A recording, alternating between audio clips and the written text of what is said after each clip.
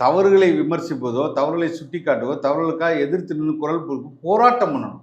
அதை நீங்க ஆமா இவர் வந்து மன்னராட்சி செய்கிறார் அப்படிங்கிறதுனால அது முற்றுப்பெற்றுதா? இவர் எதிர்த்து விட்டான்மா, இவர் இந்த கட்சியை எதிர்த்து விட்டான் என்று இதாயிருமா? அப்படி கிடையாது. ஒரு அரசியல் வந்து போராட்ட காலத்துக்கு போகும்போது எல்லா பிரச்சனைகளையும் நீங்கள் சந்திக்க வேண்டும். எல்லா பிரச்சனையும் நீங்க தொடர்ந்து பண்ணுவாங்கல்ல. 2வது ஆண்டுக்கு வந்துட்டாங்க.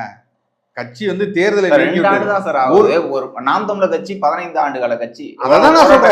அததான் நான் சொல்றேன். ஆனா தொடங்கிய 2 ஆண்டுகள்லயே வந்து அவருடைய கடைசி திரைப்படத்தை முடிச்சுட்டு தான் வரேன்னு அவர் முன்னாடியே சொல்லிட்டாரு. கட்சி அறிவிக்கும் போதே வந்து நான் எடுத்துக்கொண்டிருக்கக்கூடிய 2 படங்களை வந்து முடிச்சுட்டு தான் வருவேன்னு சொல்லியிருந்தாரு. அது முடிஞ்ச பிறகு வரப்போறாரு. நீங்க வந்து 2 ஆண்டுகள்ல இருக்கு, 1 ஆண்டுகள் இருக்குன்னு நீங்க வந்து ஒரு கட்சி தொடங்கிட்டீங்க.